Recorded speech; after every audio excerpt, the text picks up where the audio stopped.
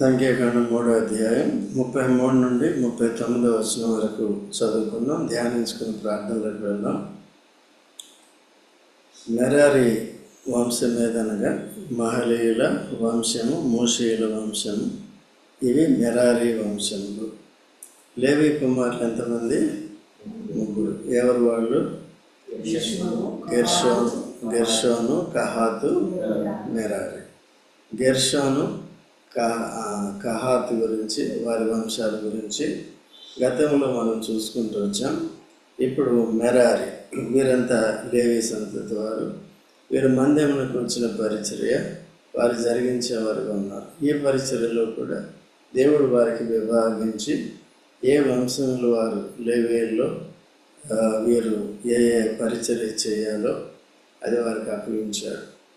అన్యుడంటే అర్థం ఏంటంటే ఎవరికైతే అప్పగించలేదో, ఒకవేళ ఇశ్రాయేల్ అయినప్పటికీ కూడా, ఎవరైనప్పటికీ కూడా ఆ పరిచర్య వారికి అప్పగింపబడినప్పుడు వారి దాంట్లో చేపెట్టకూడదు, ఇన్వాల్వ్ అవ్వకూడదు. ఓకే, బహుమానం కాదు కదా, చివరికి నష్టం వస్తుంది, ఎందుకంటే మరణపాత్రుడు అవుతారని. కొత్త నిబంధనలో కూడా ఇదే క్రమం ఉంటుంది. అయితే వెంటనే భౌతికమైన శిక్ష రాకపోవచ్చు. దేవుడు దీర్ఘశాంతం కలిగిన వాడు, పశ్చాత్తాపడి మారుతారని దేవుడు చూస్తూ ఉంటాడు. అట్లా లేకుండా జాగ్రత్తగా ఉండాలి. అందుకనే కొత్త నిబంధనలో కూడా పౌలు తిమోతికి, తర్వాత తీతుకి కూడా సంఘాల్లో, స్థానిక సంఘాల్లో పెద్దలు ఎలాగ ఉండాలి అనే విషయాలు కూడా, వారి క్వాలిఫికేషన్స్ అన్నీ కూడా అక్కడ రాసి పెట్టారు. ఎవరంటే వారు చేయటానికి సరైన సాక్ష్యం లేకుండా, సరైన గ్రహింపు లేకుండా, బోధించే సామర్థ్యం లేకుండా, బోధించి పాటించే సామర్థ్యం లేకుండా, ఎవరంటే వారు బోధిస్తే కూడా వారు అది నష్టానికే గురవుతారు అన్నమాట. సో అందుకనే మనం ఎప్పుడు కూడా చూస్తాం, బోధించి పాటించిన వారు ఏమవుతారు, బోధించి పాటించని వారు ఏమవుతారు, విని పాటించిన వారు ఏమవుతారు. రెండో ఒకటే. చెప్పు భయపడకు. ఎవరు? బోధించి పాటించిన. ఓకే, ఒకవేళ బోధించిన తర్వాత మన మనస్సాక్షి మనల్ని గద్దించినప్పుడు వెంటనే ప్రభుత్వ క్షమాపణ వేడుకొని సరి చేసుకోవాలి. ఓకేనా? రెండోది, వినవారు మాత్రమే ఉండక ఆ ప్రకారము ప్రవర్తించేవారు. ఈ పరిచర్య ధర్మం ఇప్పుడు కొత్త నిబంధన ప్రకారం అందరూ కూడా యాజకులే. మనందరం కూడా ఎవరండి? చీకట్లోనే ఆశ్చర్యకరమైన తన వెలుగులోనికి పిలిచిన వారి గుణాతిశయమును ప్రచురణ చేయ నిమిత్తము ఏర్పరచబడిన వంశమును, రాజులైన యాజక సమూహము, పరిశుద్ధ జనము, దేవుని సొత్తైన. సో ఇన్ని డిగ్రీస్, ఇన్ని క్వాలిఫికేషన్స్ మనకి ఇచ్చాడు. పాత నిబంధనలో కేవలం లేవి కుమారులు మాత్రమే, లేవి వంశీయులు మాత్రమే చేశారు.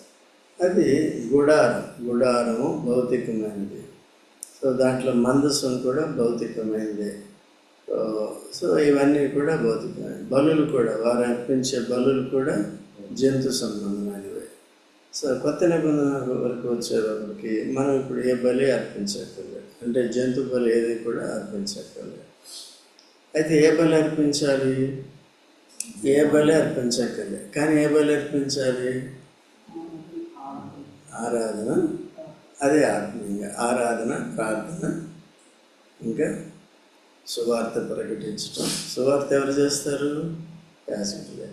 దేవుని మందిరానికి రావటం, దేవుని వాక్యాన్ని నేర్చుకోవటం. ఇంకోటి ఏంటంటే రోమీయులకు రాసిన పత్రిక 12వ అధ్యాయం 1వ వచనం. రోమీయులకు రాసిన పత్రిక 12:1. కాబట్టి సహోదరులారా, పరిశుద్ధమును అనుకూలమైన సజీవ యాగముగా మీ శరీరములను ఏం చేయాలంటే ఆయనకి సమర్పించుకోవాలి. యేసుక్రీస్తు ప్రభు తన శరీరాన్ని మన కొరకు సమర్పించుకున్నాడు కనుక మన శరీరాలని దేవుని సేవ కొరకు ఎలా సమర్పించుకోవాలంట? పరిశుద్ధంగా సమర్పించుకోవాలి. 1 కొరింథీ 6వ అధ్యాయం 19వ వచనం చూడండి. 1 కొరింథీ 6:19. ఈ దేహము మీ దేహము దేవుని వలన మీకు అనుగ్రహింపబడి దేహము పరిశుద్ధాత్మకు ఆలయం ఉన్నదని మీరు ఎరుగురా. మీరు మీ సొత్తు కాదు గనక దేహంతో ఎవరిని మహిమపరచాలండి? దేవుని మహిమపరచాలి.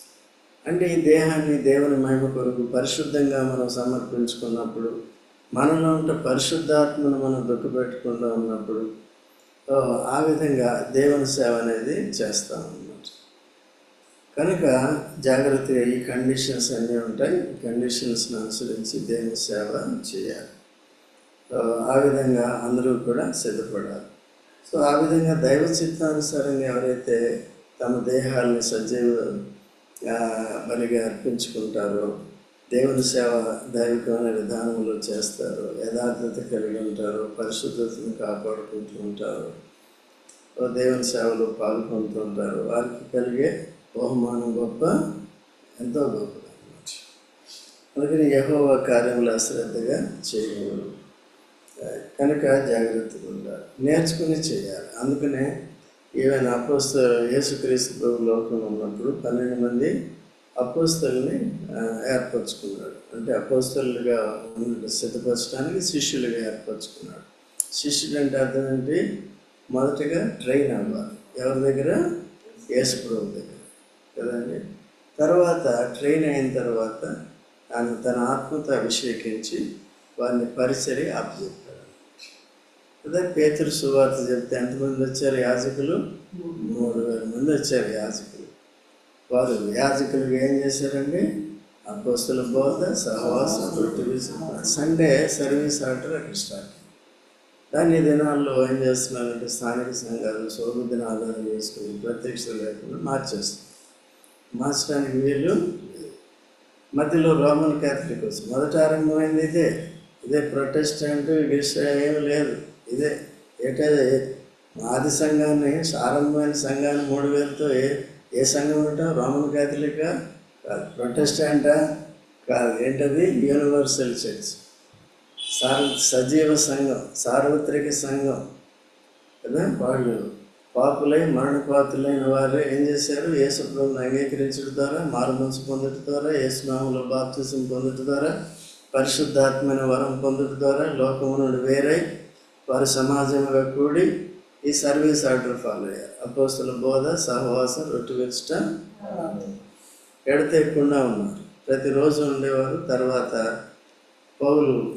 సౌలుగా ఉన్న పౌలుని దేవుడు తీసుకొచ్చి ఆ సార్వత్రిక సంఘాన్ని, ఒకటిగా ఉన్న పెద్ద సంఘాన్ని శ్రమల ద్వారా విభజించి స్థానిక సంఘాలు చేశారు. లేకపోతే ఒకటే సంఘం ఉంటే ఏమవుతుంది? అట్లా ఉన్నప్పుడు స్థానిక సంఘాలుగా ఇళ్లలో కూడా ఇక్కడెక్కడ ఇప్పుడు వారు పెట్టుకుంటూ వచ్చారన్నమాట. ఓకేనండి. అందుకని చూడండి, అపోస్తల కార్యములు 20వ అధ్యాయం 7వ వచనం. అపోస్తల కార్యములు 20వ అధ్యాయం 7వ వచనం. ఆదివారమున మేము రొట్టె విరుచుటకు కూడినప్పుడు చాలు. ఏ రోజునండి వారు కూడుకున్నది? ఆదివారం. ఎందుకు కూడుకున్నారంటే అక్కడ రొట్టె విరుచుట. ఈ దినం ఏంటంటే అందుకని ఏ ఆదివారం, మొదటి ఆదివారమా ఆఖరి ఆదివారమా లేదు. కానీ అందుకనే ఏం చేయాలి? ప్రతి ఆదివారం కూడా కూడుకోవాలి. అంతకుముందు రోజు ఉండేది ఎక్కడికి వచ్చింది? ఇప్పుడు అది కూడా తీసేసి మొదటి ఆదివారం అంటే చేస్తున్నాం. అట్లా చేయటానికి లేదు. ఒకవేళ రొట్టె తీస్తే కానుకలు కూడా తీసి కానుకలు తీయరు, కేవలం కానుకలు కూడా కూడుకున్నట్టుగా ఉంటుంది. అట్లా లేకుండా మనం ఈ ప్రత్యక్షత కలిగి దీంట్లోనే మనం కొనసాగాలి. అపోస్తలుడు పౌలు కూడా ఏమంటాడంటే, నాకు కలిగిన దర్శనమునకు నేను అవిధేయుడను కాను అంటాడు కదా. కాబట్టి అలాగా మనకు కూడా కలిగిన దర్శనానికి ఏం కావాలి? కాకూడదు. నన్ను కూడా ఎంతోమంది డైవర్ట్ చేయడానికి పెంతెకోస్తేయులు కానీ వీళ్ళు వాళ్ళు కానీ అనేక మంది ఆహ్వానించారు. నా చుట్టూ తిరిగారు వాళ్ళు. అయితే నేను వెళ్ళలేదు. ఎందుకు? గొప్ప ప్రత్యక్ష. మనకేమి ఇచ్చాడండి? ప్రత్యక్ష. చూడండి సామెతల గ్రంథం 18 మొదటి వచనం చదవండి. పేరుండగోరువారు నడుచువారు లెస్ అయిన విరోధి. లెస్ అయిన జ్ఞానమునకు విరోధి. తర్వాత కట్టు లేని మనల్ని బంధించేది ఏంటంటే ఈ దర్శనం అన్నమాట. లేకపోతే నాకు వాక్యానికి విరుద్ధంగా నాకు రాత్రి కళ్ళు వచ్చి మాట్లాడాడు, అక్కడికి వెళ్ళమన్నాడు, అవి కాదు. ఇక్కడ వాక్యంలో ఉన్నవే చూసుకో. అగవు కూడా డైవర్ట్ చేయడానికి చూశాడు. ఎవరినండి? పౌలుని. డైవర్ట్ అయ్యాడా? ఎందుకంటే అందుకని ఆ సందర్భంలో చెప్తాడు, నాకు కలిగిన దర్శనమునకు నేను అది స్థిరత్వం అనేది ఉండాలి.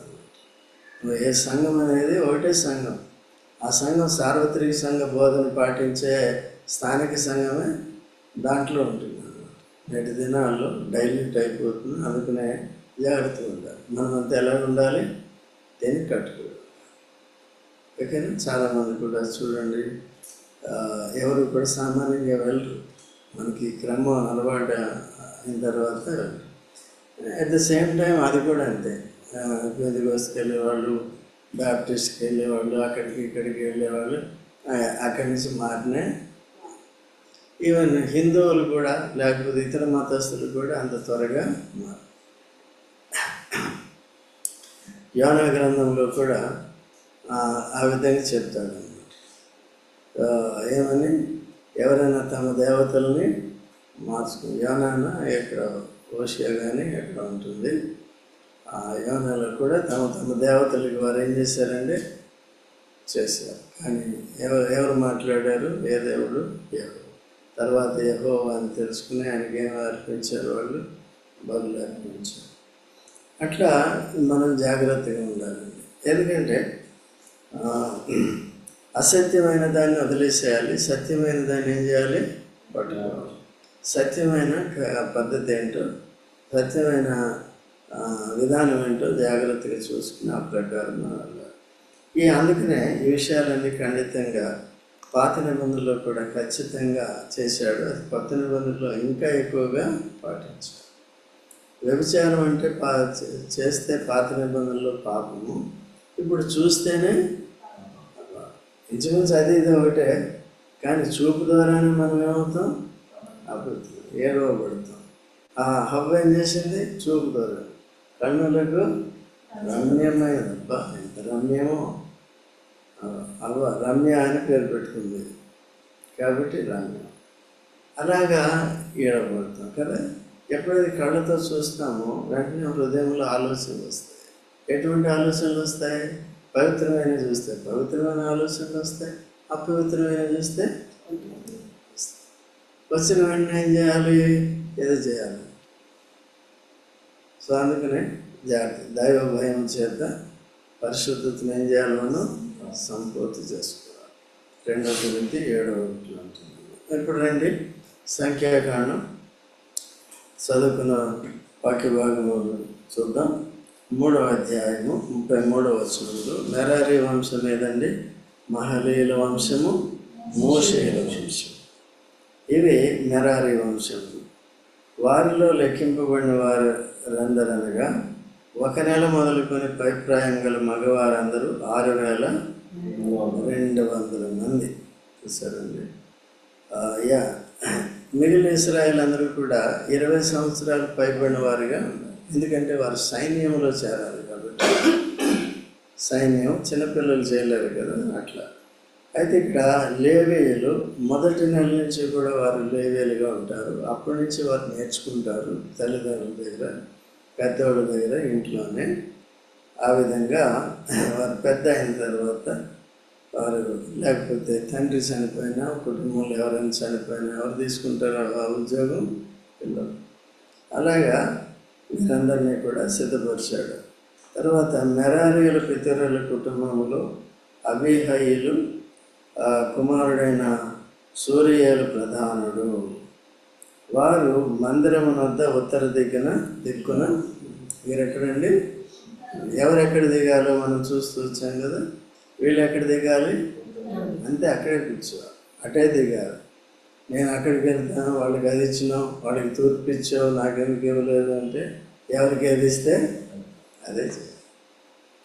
తర్వాత మెరారీ కుమారులు మందిరం యొక్క పలకలను, దాని అడ్డకర్రలను, దాని స్తంభములను, దాని దిమ్మలను, దాని ఉపకరణములన్నిటినీ, దాని సేవ కొరకైన వన్నిటిని, దాని చుట్టూనున్న ప్రాకార స్తంభములను, వాటి దిమ్మలను, వాటి మేకులను, వాటి త్రాళ్లను కాపాడవలసిన.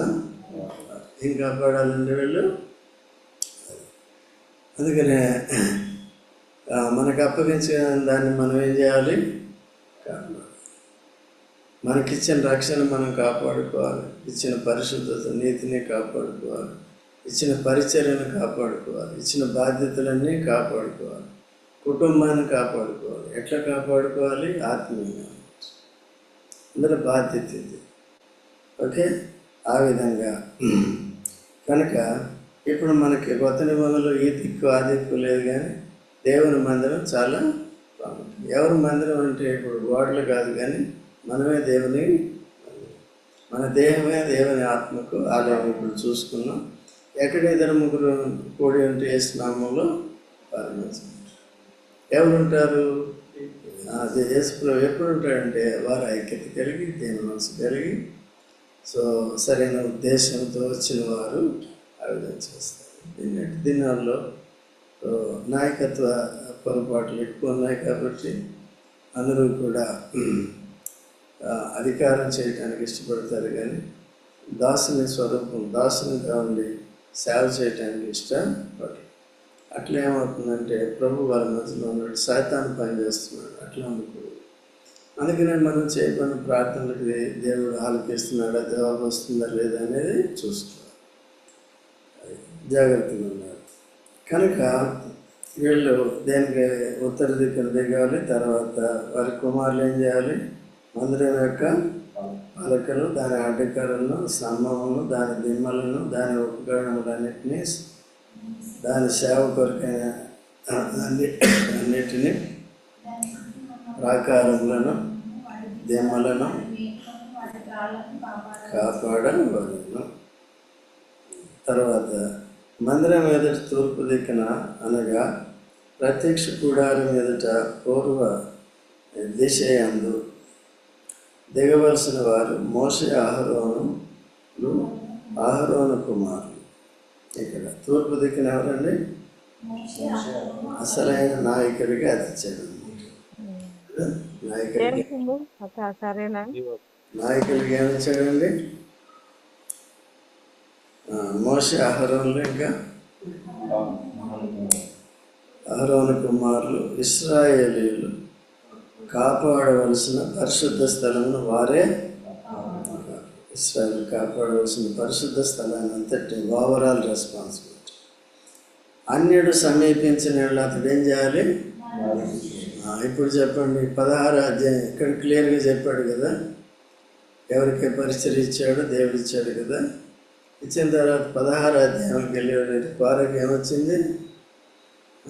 బుద్ధి చెడిపోయింది కదా, పురుగు పుట్టింది. తాను చెడిపోయింది కాబట్టి ఏం చేశాడండి? ఇది నా సంఘాలను అట్లే చేస్తుంది ప్రతి చోట. అందుకని నాయకులు లేని జనం ఏమవుతారంట? చెడిపోతారు. 11-14 కదా సామెత. అందుకని నాయకులు ఎలాగ ఉండాలి? యథార్థంగా ఉండాలి. వారికి ఇచ్చిన బాధ్యతను వారు నెరవేర్చుకోవాలి, వారికి ఉండాలి.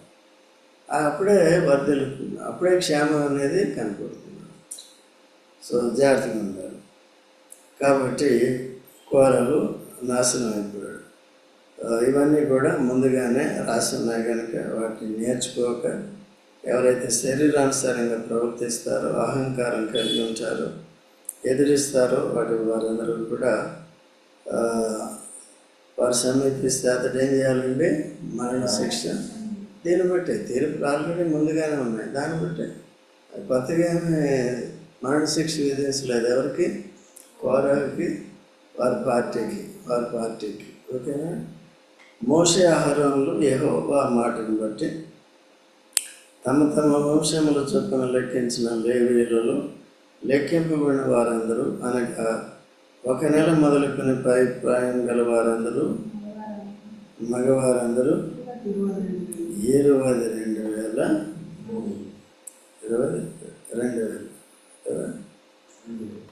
కాబట్టి ఇంతమంది ఉన్నారన్నమాట. కనుక మనం కూడా ఒకవేళ లెక్క పెట్టామనుకోండి ఎంతమంది ఉంటారు కదా. లెక్కింపబడిన వారే ధన్యులు. లెక్కలో లేని వారు, ఎవరైతే బాధ్యత తీసుకోలేదో వారు, ఎవరైతే చిన్ననాటి నుంచి ట్రైన్ అవ్వలేదో వారు, ఎవరైతే యథార్థంగా లేరు వాళ్ళు, ఎవరైతే స్వార్థాల కొరకు స్వలాభం కొరకు కదా మనం దేవుని సేవ చేయాలనుకున్నప్పుడు ఏమవుతుంది అట్లా. సో అందుకనే మీకు ఎప్పటికప్పుడు లేఖనాల్లో ఉన్న పద్ధతులన్నింటినీ కూడా చెప్పడం జరుగుతుంది. వాటిని నేర్చుకుని జాగ్రత్తగా ఉండాలి. మీరంతా ఉన్నారు, మంచిది. కాబట్టి అందుకనే మనం ఏం చేస్తున్నామంటే సమాధానంగా వెళ్తున్నాం. దేని మనసు కలిగి ఉన్నారు, యాజక ధర్మం జరిగిస్తున్నారు, పరిచర్య జరుగుతుంది. సో కుటుంబాల క్షేమం కొరకు కూడా ఎప్పటికప్పుడు భారం కలిగి ఏం చేస్తున్నాము, సమస్యలు మనదే అన్నట్టుగా ఎవరికి వారు చేస్తున్నారు. కాబట్టి ఏమవుతుంది, ఏ పరిచర్య జరుగుతుంది, అన్ని పరిచర్య జరుగుతుంది. ఓకే, ఆదివారం ఒకటే కాదు, యూత్ మీటింగ్ ఒకటే కాదు, సహోదరుల కూడుకు ఒకటే కాదు, పిల్లల పరిచర్య ఒకటే కాదు, సండే స్కూల్ పిల్లలు ఒకటే కాదు, ఇంకా సువార్త ఒకటే కాదు. ఇవన్నీ కూడా ఏం కావాలి, సో ఎట్లా జరగాలి, క్రమమైన రీతిలో. ఆ ప్రత్యక్షకి ఎప్పుడు కూడా ఏం కాకూడదు సురేష్, అవిధేయడం. కాబట్టి అటువంటి శ్రద్ధ కలిగి భవిష్యత్తులో కూడా మనం యాజక ధర్మాన్ని జరిగినాం. ఓకే, లెక్కింపబడిన వారి సంఖ్యలో మనం ఉందాం. దేవుడు మనకి ఇచ్చింది యాజక ధర్మం అనేది కామన్. స్త్రీలే కానీ పురుషులే కానీ యేసు రక్తంలో కడబడిన వారంతా కూడా యాజక ధర్మం జరిగించడానికి అర్హులు, కానీ చెయ్యాలి. చేయకపోతే లెక్క చెప్పాలి. ఓకే, మరి అనవసరంగా శ్రమకు శిక్షణకి గురి కావాలి. అట్లా చేయాలి. వాక్యానుసరిగా నేర్చుకోవాలి. వాక్యానుసరిగా నేర్చుకోకపోతే వచ్చే నష్టం ఏంటి, మాధవమ్మ? Very good. ఇంకెవరైనా చెప్పండి.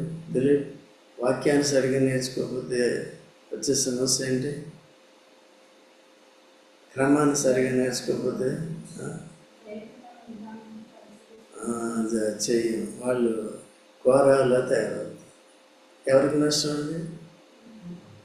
ఎందుకంటే నా సంఘమును పాడు చేయవాన్ని వాళ్ళు పాడు చేసేవారు. సంఘం యేసు ప్రభువే కడుతుంటే ఏం చేస్తున్నారండి వీళ్ళు? ఆనాడు నెహెమ్యా వాడు కడుతుంటే అంత ఐక్యతతో కడుతుంటే భారంతో ఒక చేతితో కత్తి, ఒక చేతితో పని చేస్తూ సన్బల్లట్టు టోబియాగా వాళ్ళు ఇచ్చారు కదా. వాళ్ళు ఏమయ్యారు? నాశనమయ్యేవారండి. అందులో చివరికి ఏమవుతారండి? కాబట్టి ఆయన్ని సన్బల్లెట్ని తీసుకొచ్చి మందిరంలో పెడతాడు. సరే, ఆయన చూసి అన్ని బయటపడేసి ఎవరండి? నెహెమ్యా. యథార్థవంతుడు కదా, పిలువబడినవాడు కదా, అధికారం పొందినవాడు కదా, ప్రత్యక్షత కలిగిన వాడు కదా, ఏమాత్రం కాంప్రమైజు శరీరాన్ని. నిన్న మొన్నటి దాకా ఆయన్ని ఎవరు నెహెమ్యానే బెదిరించాడు, ఉత్తరాలు రాసి. ఇప్పుడు వచ్చి ఎక్కడ చూసాడండి? అంత అయిపోయిన తర్వాత తోక ముడుచుకుని వచ్చి వీళ్ళతో చేరాడు. ఎవరో ప్రధాన యాజకుడు, ఎవరో వియంకుడు ఏదో వియ్యం అందాడు. ఆయన ప్లేస్ ఇచ్చేసినాడు. సంఘంలో కొంతమంది అట్లాగే ఉంటారు. శరీరాంశాలకు ఏం చేస్తారండి? అందుకని మీరు ఎవరైనా తీసుకొచ్చినా మేమే కొన్ని రోజులు వాళ్ళతో మాట్లాడి వాళ్ళని ఆత్మీయ పునాది వేసి సిద్ధపరుస్తామని. ఓకే అండి. కొన్ని సంఘాల్లో వాళ్ళు ఎవరినైనా తీసుకొచ్చారనుకోండి, ఇక వాళ్ళే పక్కన కూర్చోబెడతారు, తీసుకెళ్తారు. ఎదుగు ఉండదు, పొదుగు ఉండదు. సో అట్లా లేకుండా మీరు కూడా తీసుకురావాలి. సామాన్యంగా ఎవరు తీసుకురావట్లేదు, కానీ తీసుకురావాలి. తీసుకొచ్చినప్పుడు ఏం చేయాలి? వాళ్ళు మన సంఘం బాధ్యత, మనం వారిని సరైన పునాది మీద తీసుకొచ్చి చెడిపోకుండా, శరీరానుసారాలు కాకుండా కట్టాలి. ఓకే, ఒకటి రక్షణ కలిగి ఉండాలి, దాంట్లో కొనసాగాలి. రెండవది సంఘానికి ఉపయోగకరమైన రీతిగా మనం సిద్ధపరచాలి. సో ఆ విధంగా ఉండాలని మనం ప్రార్థన చేసుకున్నాం. దయచేసి ప్రార్థన చేద్దాం.